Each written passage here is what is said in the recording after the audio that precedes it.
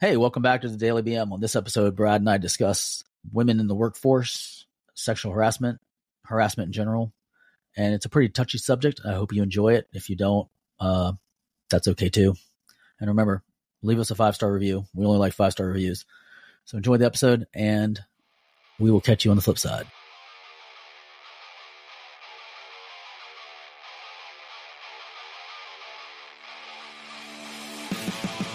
Hey, good morning, fuckers. Welcome to another day at the Daily BM. I got Mikey in the house. What's going on? Hey, everybody. What's happening? And Brad. And me. Yeah. And me. Nothing's happening. I've been leading a very boring life lately. Yes, I have. It's been kind of nice. Really? But has it?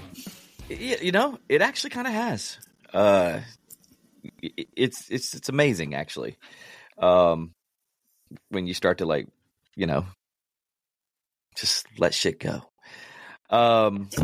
You know what I mean? I can't explain it. I just really can't explain it. No, I'm lost. I have no idea what you're talking about. When you find some zen in life, you just kind of take a deep breath and you just let certain things go. That's all I'm saying. So you just start experiencing different things and different feelings. It's kind of like a walking through a meditation in a way. If that makes sense. I don't even know. I make no sense half the time anyway. Speaking of things that make sense, though, today is Women Troubles Wednesday, but both of us don't have any women's troubles, and since we don't have any other women that we have troubles with, why not talk about some issues that actually face women today? I think everybody underneath their breath right now is going, bullshit. No, really. I mean, for the first time in the Daily BM's existence, well, no, that's not fair either. I mean, not the first time. We've had past shows where we haven't had any issues with our women or any other women around us. So that's not a fair statement either. But no, talk about women's issues, that they face on the daily. I think between, having two guys talk about it, and maybe some women can relate, and maybe they can say, oh, no, that's not true, and write into us and tell us otherwise. The first issue that, as of late that's crossed our paths is unequal pay for women. In today's world. Bullshit.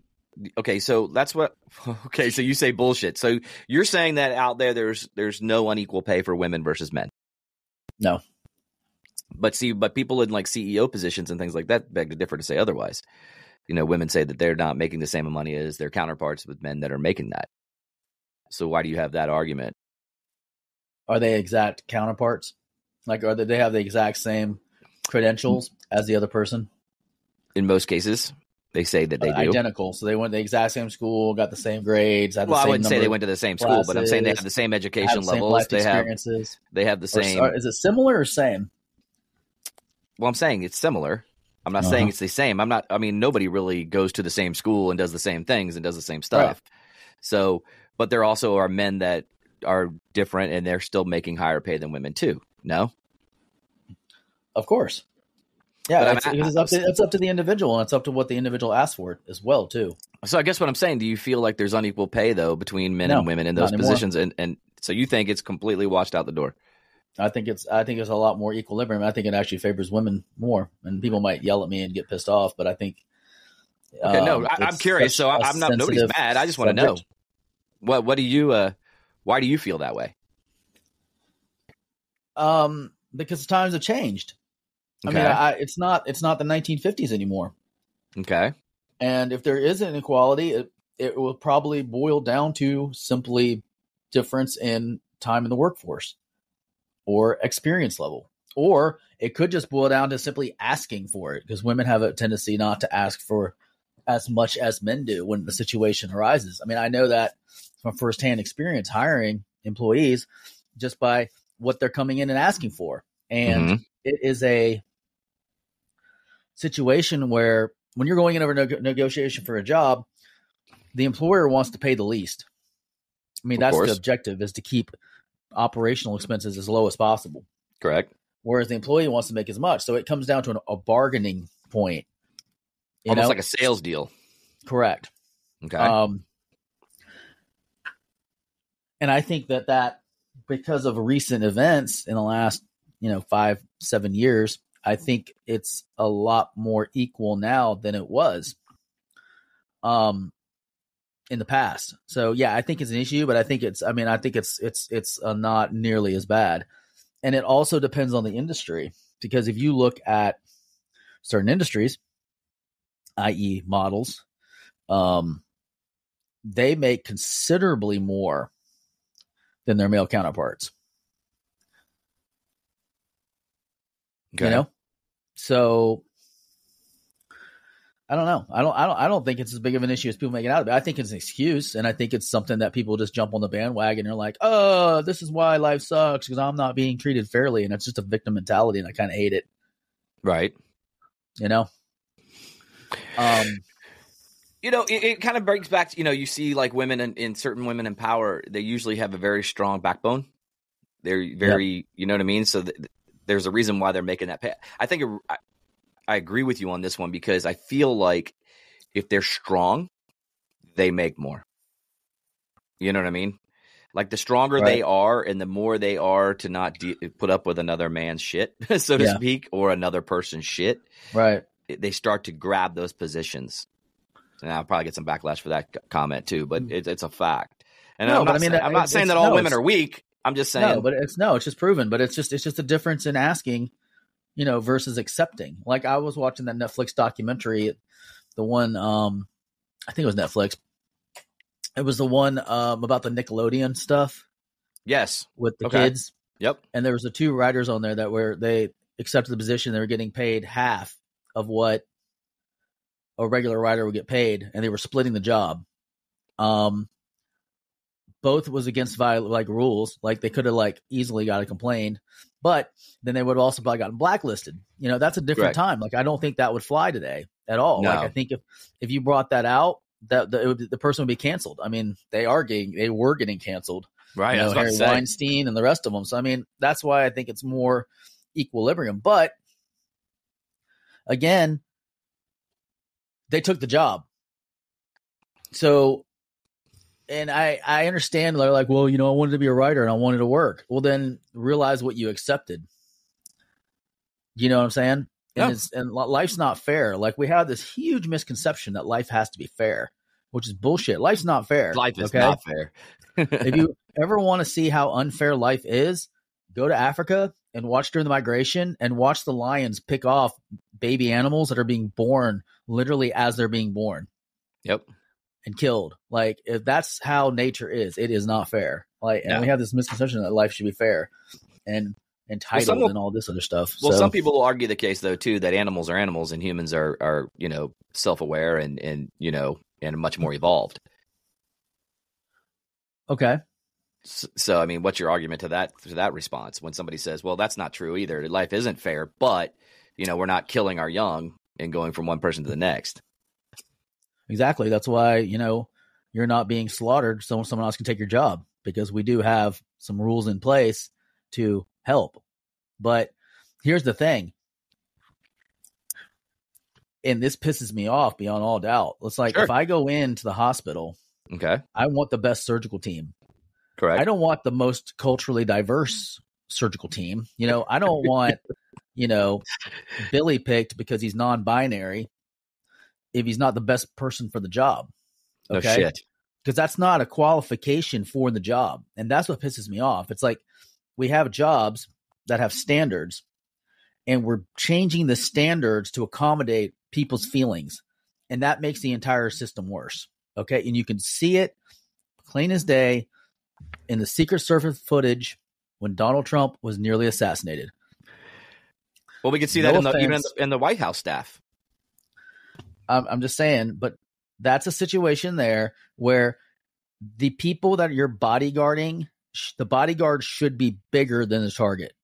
Yep. So they can shield the target. You can't have a 5-foot tall person standing in front of a 6-foot tall person expecting them to be able to shield the person, because that's the part of their job requirement. Okay. But we changed the standards, so because now we want to be accepting and accommodating. I'm not saying they can't do the job. I'm just saying if they're not the best for the job, then they shouldn't get the job, period. The end. A lot of the times in those situations, and I will get some heat for this. I understand. But, you know, in the past, women would leave the workforce to go raise a child and come back into the workforce, whereas the man had stayed in the workforce the entire time. So at those two levels, you're paying for more expertise. You're paying more for the person being in the workforce. It's not equal because they don't have the same credentials, you know? Right. That's, I think, the disparaging part. Now, the other side of it is corporate culture. And I think this goes across just women's rights. It also goes into, you know, everything else. Sometimes people don't want to hire somebody not because of what they are, like biologically, but it's more like what their mindsets are. You know, like if you're in a situation, a well-oiled machine, and you're going to bring someone in that creates a bunch of drama, you don't want that. You know, like I can understand, like G.I. Jane was a really good movie for this because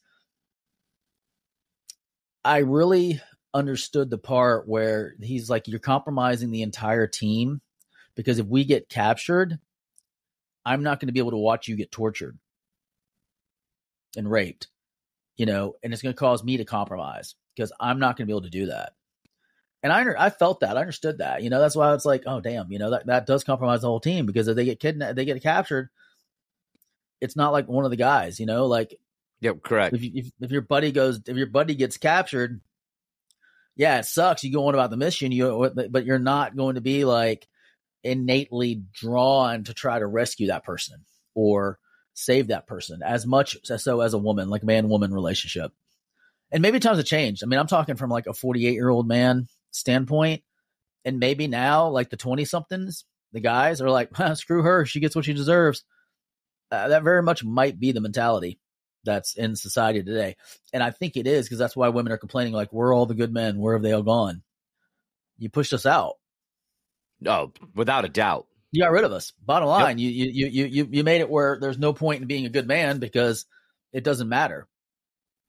It's not it's what you said you didn't want. You said you wanted to be equal. You said you wanted to be on the same footing, you know, and you wanted to do all the things that men do, and you don't need men. So see, and I find that changed. And my thing with that too, it's like, yes, boys, young boys, especially going through their young to adolescence, you know what I mean? They need a father figure. They need a man to guide them. 100%. I'm not saying that women can't, you know, parent. Without a doubt, I'm not saying they can't parent. I'm saying, but there's something about a relationship. It's kind of like having a dad trying to be a mom. You know what I mean? To a young daughter. It's hard when you're by yourself doing it. Now, I don't know about your ex, but when you were raising your young daughter, was she heavily involved during that growing process? Oh, 100%. Yeah, you see what I'm saying? So she had a mother that was actually there, and you know, and then, you know, if you had a son, I'm sure she would have been the same way, leaning on you to raise that boy to be a man. Well, no, you need both. It doesn't matter. Like the parent, you need both sides. You need the masculine and the feminine energy in a relationship to have a balanced childhood. And because, you know, you need the different energies to raise them. Can disagree. No. I agree with you 100%. No, I know, but I'm just saying people will disagree and people will have, you know, a conniption fit over it. But you can see a difference in a child that's raised by one gender or the other. Yeah. I mean, I'm right there with you. Even if it's a homosexual gender, like you still have a different perspective from the child. Correct. You know, it's just the way it is, and there's nothing wrong with it. I mean, it's just the way it is. It's just not, you know, the perfect blend. But a lot of relationships aren't the perfect blend anyways. Because I mean, you have shitty parents out there that are straight too. I was about to say. So you have shitty parents that are gay. You have shitty parents that are straight. You have shitty parents, period. But what I'm basing it on is, like you said there needs to be a balance between that female and that male perspective in that young child's life growing up. Right. And I think, and maybe male, female, more like masculine, feminine. I feel like it would be more of it can be a learned trait. So I'm saying, because you can have, like, you know, a homosexual relationship where one is more of the masculine energy and the other is more of the feminine. And if they go into it knowing what needs to be brought to the table for balance, then it can be manufactured. Like it's something it can be a learned trait, in my opinion. Now, it would have to be, it's a little different because, with men, we have the testosterone that drives us, makes us more aggressive by nature. Yep.